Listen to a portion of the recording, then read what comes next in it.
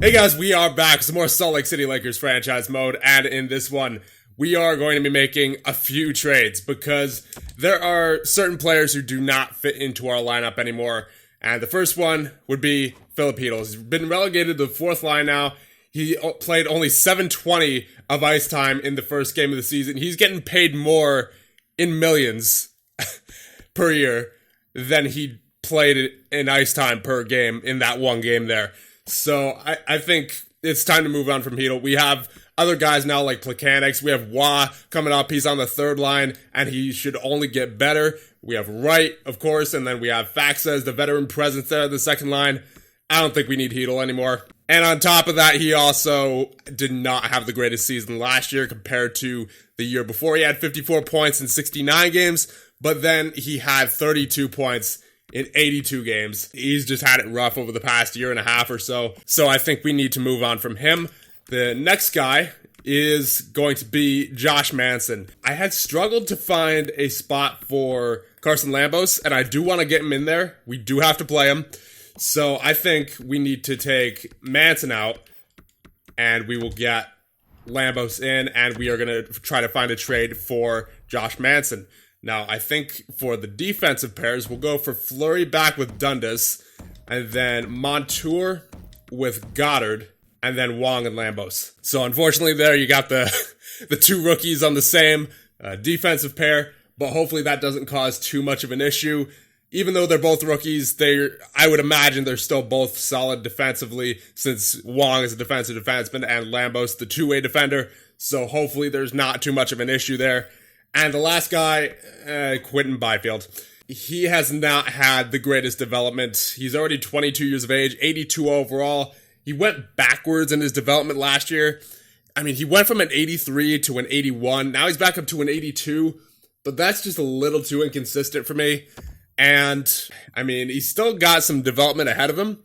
But his best development years were not the greatest. So he's clearly, at this point, at least in my opinion, he's not going to be that elite player that we thought he would be. And since he's on the fourth line anyway, we may as well get something huge back for him while his value is still there. Because if we take a look at his trade value, it's quite clearly still up there. He still has a lot of trade value to him, not as much as it could be, given that he's a medium elite and 22 years of age. But I guess that's what happens when you kind of have a little bit of a downfall as far as his progression goes. We could get a lot back for Byfield, and that is exactly what we're going to do. But first, we are going to be trading Josh Manson to the St. Louis Blues in exchange for Chris Tierney and a third. Now, they would be over the maximum salary cap, so we are going to have to retain a little bit of Manson's salary. We will be retaining 1.35 of his salary. So Manson for Tierney and a third proposed trade, that will go through. And now going to Montreal will be Filipino, along with a couple of prospects in Jacques Langlois and Christian Cleary. And coming back the other way will be a prospect as well, Jesse Atkinson. He is currently 19 years of age, 75 overall. He's a grinder, so I figured even if he doesn't pan out to his top 6 potential, he could still make a really good third or fourth liner as well. So I figured with this trade, we'll just cut our losses, because it's pretty clear that even if he does have the potential to grow back up to where he was at an 86 overall, it's not going to come by playing on the fourth line. And he doesn't fit anywhere else on our team, to be honest, at this point. So we may as well just cut our losses. And hopefully Atkinson can turn out to be something. And as I said, even if he doesn't turn out to be that top 6 forward, he'll still be a very good bottom 6 forward. I realize I could probably get a little bit more for Heedle, but the thing is, he's carrying a $7.5 million salary. Once again, at this point, it's just about cutting our losses with Heedle. So Heedle, Langlois, and Cleary for Atkinson and Eakin proposed trade, that will go through. And the last trade that we are going to be making is Quinton Byfield to the Tampa Bay Lightning. They're in a bit of a cap situation right now, as we all know. And obviously, being that they have less than $1 million in cap, they can't really take on too many players. But who they can take on is, of course, Mr. Quinton Byfield, as he's still on his entry-level deal, only for one more year, but it would be of great value to them, especially since they are looking to win now. Not only for this year, but If he does happen to grow into that elite player, which is not looking likely at this point, but it could still happen, then they're getting a really good deal here because they're getting an elite center in Quinton Byfield, a young elite center, I might say, in Quinton Byfield, who could potentially replace someone such as Stamkos on the depth chart once he retires. So I think that Tampa is getting a really good deal here, regardless of what they're giving up, which is actually quite a bit. So what we will be getting back is their 2025 first, their 2026 first, their 2025 second, a prospect defenseman in Owen, I believe his first name is, Jacobs. Yes, Owen Jacobs, and Chris Kreider. He is going to fill in on the fourth line because he fits our fourth line perfectly along with the power play and penalty kill. So that's very valuable here in this trade. So we are going to get Kreider on as well. So a first, a second, Jacobs and Kreider for Byfield. We're getting a king's ransom here. Especially if Byfield doesn't turn out to what he was anticipated to be, which is kind of, I would say, a 50% chance at this point. It's still possible that he could very well grow up to like an 88 overall, but it wasn't happening on the fourth line and not with how his growth pattern has been so far with us. And again, that's been up, down, up, down, up, and down. So it's just been way too inconsistent for my liking. So Byfield for 2 firsts, a second, Jacobs and Kreider proposed trade accepted. There you go. So now with those trades all being done, this is what our lineup now looks like. Kasha, Wright, and Marner did not change. In fact, the top 3 lines did not change at all. The only line that changed was the fourth line. Kreider, Tierney, and Aston Reese now make up the fourth line. And on defense, of course, I showed you guys before, Dundas and Fleury, Goddard and Montour, Lambos and Wong. And on the power play, I don't believe the power play changed at all. The penalty kill did, however. Tierney is on there along with Kreider. I don't know if I want Kreider taking face-offs, but he does have a 70 for a face-off rating, so I guess we'll see what he can do. It can't hurt because, honestly, not a whole lot of our forwards fit our penalty kill strategy either. So our options are kind of limited for the penalty kill, unfortunately. And the scratches are currently Eakin, Brossoit, and DeMello. We still have, in the AHL, we have Gunther and Gunler to decide on, because Gunler is currently 23 years of age. So if there are any injuries, Gunler is definitely the first call-up, and he'll be getting into the lineup for sure. Eakin is just here as a fill-in player in case he's needed, but I would much rather play Gunler instead of Eakin.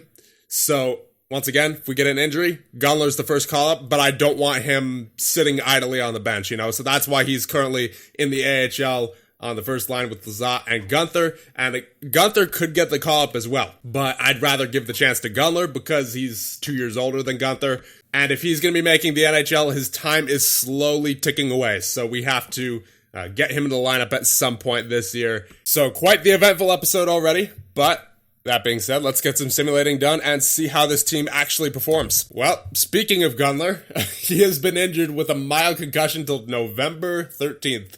So that figures. He's our injury replacement call-up, and of course, he's the first one to go down with an injury. So after October, we are currently 6-3-1. We are second, I believe, in our division. Brock Nelson leads our team with 12 points. Kapanen has 10. Dundas with 8. So Dundas is on fire to start the year. Marner with 8.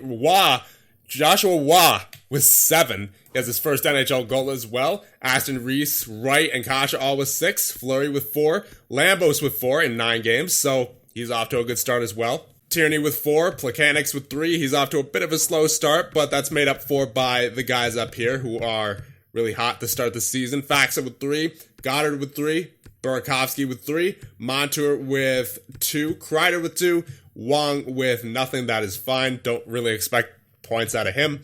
As long as he can play good defensively, that is all I'm looking for out of him. And a goal, Igor Shesterkin with an 885 save percentage in 8 games. That's unusual, given the amount of wins that he has. And Jan Bednar with a 948 in 3 games. So he's done very well so far as well. I just wish Shesterkin would be better with the save percentage. But if I recall correctly, Shesterkin did struggle at the start of last season, and then he really picked it up towards the end of the season. Or, well, not even towards the end of the season. Really, after the first month or two, he really started to pick it up. So I'm not that worried about Shesterkin yet, especially since we're winning games. Obviously, he could be doing better. But it's not really costing the team right now. So I'm okay with it for right now. And the team stats, let's see where we sit after 1 month. We are currently sitting in second with a goals for per game of 3.4 and a goals against per game of 3.1. So yeah, once again, that could be better, but we're scoring a lot right now. As far as our power play goes, we are 18.2%, fifth in the division, and our penalty kill sitting at an 82.1. So the penalty kill is pretty good. It seems to be the 5-on-5 that we have trouble keeping the puck out of the net here. So the third line, clearly very hot. Nelson, 12 points. Wah, 7 points. Kapanen, 10. They are on fire. But who is not? The second line. Plekanec with 3.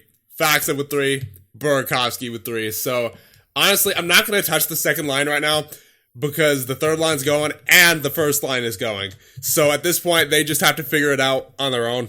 I'm not going to move Kreider or Tierney or Aston Reese up to the second line. They just have to figure it out because they're all good players. They should be able to, get some point scoring going at some point, given that they have an 84, an 85, and an 86 all on that line. And then Kasha, he has 6 points. Wright has 6 points. Marner is 8, so I'm not going to break that line up either. The first and the third line are going very well. Not going to break either of those lines up. Tierney has 4 assists. Aston Reese has 6 points too. So I'm not breaking the fourth line up either. The second line just has to figure it out.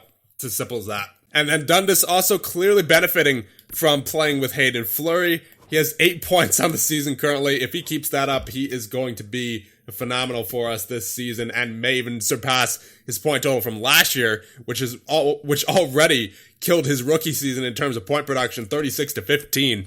So I'm definitely looking forward to a great season for Peyton Dundas. So that all being said, let us get through another month. And there's our first NHL injury of the year. Alvin Wong has been injured with a sore shoulder till November 16th. That will get DeMello in there, I believe. And now Gunler's back, so let's just make sure that he is in the lineup in the AHL. And no, he is not, so it's a good thing I checked. So Gunler, get in there. We need you ready for if we have to call you up to the NHL. And it looks like he was doing a pretty good job there. In 10 games played, he has 5 goals and 3 assists. Hope you keep it up there, Gunler, and hopefully we'll see you in the NHL sooner rather than later. And now Alvin Wong is back as well, so we will get him back in the lineup in favor of Dylan DeMello. Tampa Bay Lightning have fired head coach Pascal Brodeur. Oh, this is unreal, guys.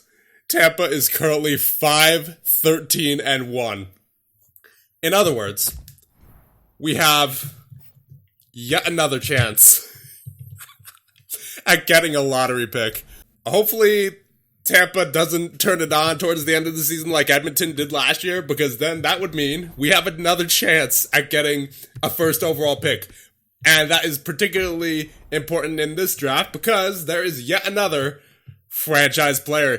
Ted Yandel is currently a medium franchise who is NHL ready. A+ for shooting and puck skills. A's for senses, skating, and defense. His only weakness really is his size and physicality, but other than that, he is looking incredible. So if we get another top 3, if we get a top 3 pick out of this Tampa trade, and if we could potentially get Ted Yandel, oh man. I'm not going to say anything more than that on it because obviously we still got plenty of the season to go. Tampa's still a pretty good team on paper. They could still technically come back and make the playoffs somehow, but as of right now, they are not looking good. 5-13-1. Yikes. Unfortunately, we haven't done too hot ourselves. We're currently 11-7-6, meaning we went 5-4-5 in November. So it was really mostly a back and forth month. Oh my goodness, Peyton Dundas. 22 points so far on the season. Holy Dundas, what has gotten into you, my man? He is absolutely tearing it up. I mean, he's got 35 penalty minutes, so it's not like he's even out there for the maximum amount of time he could possibly be. He's taking a few penalties here and there, and he's still absolutely crushing it. Wow. Peyton Dundas. I didn't think that he would be this good of an offensive defenseman. I know it's still early on in his career, but he is looking very promising right now. Marner with 20 points, Kapanen with 20 points, Nelson with 19, 15 for Kasha and Wright, 13 for Wah and Burakovsky. So that third line looks to have cooled down a little bit as Wah had, I believe, 7 points when we last checked. Plekanec with 11, so that second line picked it up a little bit because Burakovsky and Plekanec both had 3 points as when we last checked. So the second line is finally starting to pick it up a little bit. Lambos with 9 points, Fleury with 8, Faksa with 6, so unfortunately Faksa hasn't really picked it up all that much, but his line mates have in Plekanec and Burakovsky. Aston Reese with 6, Goddard with 6, Tierney with 6, Kreider with 3, Montour with 3, Wong with 2, DeMello with nothing. It's weird how Montour has been simulating so far, only 3 points. He's getting second pair ice time, so it's not like, his ice time hasn't been affected that much. It's only 2 minutes less than, well, not even 2 minutes, like a minute and a half less than last year on average, and he's, that shooting percentage, 2%. Wow. Yikes. That is quite the drop-off. If he doesn't pick it up, then that is quite an insane drop-off there. He's currently on pace for 12 points. Wow. And 2 of his points are on the power play. So that is 1. Count them, 1. Even strength point. Yikes. And now goaltenders, Igor Shesterkin up there with a save percentage of a 904. Before that was an 884, I believe, 885. So that, as of recent, you have to think is at least a 925, maybe even 930, or maybe more than that. So Shesterkin has been doing just fine as of late. Bednar went from a 948 to a 918, so he's maybe struggling a little bit more as of late as well. But luckily, Shesterkin has picked up the pace for him. Now, the team stats currently for goals for per game, we sit at 2.96, and goals against per game, we are at a 2.88, so much better than before in the goals against department, a little bit worse in the goals for department, but that's all right. We're winning games. We're getting points, I should say. We're not winning that many games because we only won 5 games in November out of a possible, 14? Because we went 5, 4, and 5, right? So yeah, so a possible 14 games. We only won 5 of them. But we got points in 10 of them. So I guess that counts for something, right? Power play, we are currently sitting at a 22.2% in the top half of the division. That looks okay to me. And the penalty kill, 81 just 81. So, I mean, even though it's in the bottom half of the division, it's still pretty solid. It's been consistent, at least. I can't say it's a great penalty kill for sure, but it's getting the job done. It's not hindering us or helping us in any particular way. It's just decent enough to get the job done. So I think we'll go to the halfway point of the season here, and then we'll call it a video. Well, we'll check the stats, of course, before then, but then we'll call it a video and see what you guys think of the current situation. And obviously, we've been a little shaky as of recent, so let's try to go on a winning streak here in December. Radek Faksa has been injured with an injured elbow until December 27th. That's till the end of the month. You hate to see it. So we're going to move Tierney up to the second line, I think, because I don't know if I want to put Wah on the second line just yet, because he's been clicking so far with Kapanen and Nelson. Yeah, I want to leave that third line alone. Now, I did say that Gunler would be the first call-up to get as an injury replacement, but the thing is, it's a center that got injured, so I might want to throw Eakin in there instead. How's Kreider on faceoffs? Because if he's decent, then I might switch him to center for right now and call up Gunler. 33.3 now. What about Aston Reese? 49.19. That's not terrible. Yeah, we'll try Aston Reese in the middle for right now, and we will call up Mr. Noel Gunler. So Gunler, get in there. Welcome to the show, and show us what you can do here, because this has got to be your opportunity. You're 23 years of age now. Been in our system for about 4 years now in the AHL. It's time for him to prove that he belongs in the AHL. And if he can have a good showing, then maybe we take Aston Reese out instead of Gunler. Because I really want to give Gunler every chance possible to crack the NHL lineup on a regular basis. So for right now, we have to send Jan Bednar down to the AHL since waivers are in effect. And because Radek Faksa has just come back to the lineup, not back fully, because he's still trying to heal up there a little bit. But since waivers are in effect and I don't want anyone to be waived, I'm going to send Bednar down for right now and we'll address Bissois. And now Faksa is fully healed and available to play. So what did Gunler do in his time? 2 goals in 5 games played, +1. What about his defensive ratios here? 6 hits, 2 takeaways, no giveaways. So he wasn't a liability for sure. I don't know. Should we play him over Aston Reese? What's Aston Reese done so far? 24 hits. Yeah, you know what? I think I might use him over Aston Reese, because Aston Reese, his purpose at least is supposed to be, he's supposed to bring a physical game. He only has 24 hits in 35 games when Gunler has 6 hits in 5 games. So that's obviously on average more hits per game. So I'm thinking that Gunler may actually provide more physicality long term anyway than Aston Reese will. So we'll take out Aston Reese and get Faxa back in there. And I guess that means Gunler is officially part of the lineup. We'll get Tierney back on the 4th line there with Kreider and Gunler. And now what to do about Aston Reese? I think he might be trade bait at this point. Well, actually, we could probably just trade Eakin. But then again, he could be useful as a center, like a natural center, so he could actually win faceoffs. Yeah, I think Aston Reese might be on his way out here, because I do want to get Bednar back up here. So we are on January 1st. We are currently 15, 14, and 8. We did not have a good month there. We went 4, 7, and 2. And it looks like Dundas has dried up a little bit point-wise. Now Marner leads our team with 30 points in 37 games, although Dundas does have, as well, 30 points in 37 games, so it's not like he's dried up too much, but he no longer leads our team in points. And that may just be Marner heating up and Dundas staying at the same pace that he's been at, but then again, Dundas did have 22 points in 24 games, so he was nearly a point per game before. Nelson with 26, Kapanen with 26, Wright with 23, Burakovsky and Kasha and Plekanec with 19, Waugh with 17, Fleury with 12, Faxa with 10, Aston Reese with 10, Lambos with 10, Montour with 9, Tierney with 9, Goddard with 7, Kreider with 4, Wong with 3, Gunler with 2 in 7 games, and DeMello with nothing in 3 games. Now, face-offs, let's see. Tierney with a 50.7, Faxa with a 49.8, Waugh with a 48.1, and Wright with a 44.5. That's a bit brutal. Hit-wise, yeah, I mean, we have plenty of players who are above point, or, well, not point per game, hit per game, so it doesn't seem like physicality is much of an issue, as it hasn't normally been for this team. I mean, we're usually a physical team, so I wouldn't expect this to be an issue, and it's not. Now, what about takeaways to giveaways? Plekanec, Marner, Wright, Burakovsky, Kapanen, Waugh, all doing very well. So no need to worry about them defensively. Faxa, he's doing better than he has in years past defensively, although I wish he'd be doing a lot more offensively. He only has 10 points in 32 games. Kreider with 19 to 19, he's doing fine.